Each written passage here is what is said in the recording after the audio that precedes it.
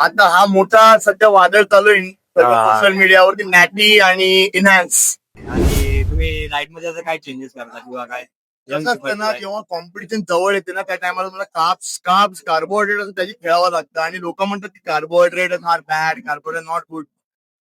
तुम्ही जर कुठचाही आहार व्यवस्थित नियंत्रणामध्ये खाल्ला, not in body building, day to day life मध्ये पण सांगतो, व्यवस्थित जर तुम्हाला जेवढी गरज आहे तेवढ्याच कॅलरीज आणि तेवढेच प्रोटीन आणि तेवढेच कार्ब्स खाल्ले तर नॉर्मली तुम्हाला सुंदर बॉडी मिळू शकते, तुम्हाला डिझायरेबल पाहिजे तशी.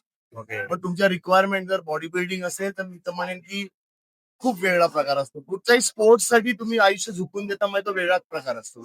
ओके. आता या वयात एवढी बॉडी ठेवणं म्हणजे नॅचरली पॉसिबल आहे का की आता हा मोठा सध्या वादळ चालू आहे हा. सोशल मीडियावरती नॅटी आणि इनहॅन्स. हा. तो प्रत्येकाचा व्ह्यू पॉइंट असतो. म्हणजे मी असे पण माझे स्टुडंट आहेत ते नॅचरली पण त्यांची जेनेटिक लेवल, त्यांची बॉडीची कंपोजिशन नॉर्मली लागलं तर कोणालाच पुश करत नाही. हा. पण समजा जर असं असेल की त्या लेवलच्या वरती जायचं असेल तर तो पण चॉईस असतो. त्याच्यानंतर आता कोणती तुम्ही टार्गेट कर आता माझी स्टेट लागेल 2 वीक नंतर. हा लगेच आहे का शेअर त्यानंतर नॅशनल 3च कॉम्पिटिशन केलं. आणि त्याच्यानंतर जरा तुमचा फ्युचर गोल काय मला इंटरनॅशनल मेडल घ्यायचंय बस. Okay. तुम्ही घेऊन रिप्रेझेंट करायचं. तुम्ही खेळलेला ना इंटरनॅशनल पॉवर लिफ्टिंग केली आहे 2दा. पॉवर लिफ्ट, बॉडी बिल्डिंग नाही.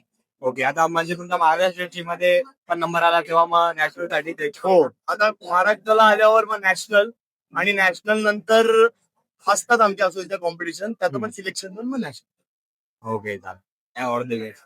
थँक्यू. जय महाराष्ट्र. जय महाराष्ट्र.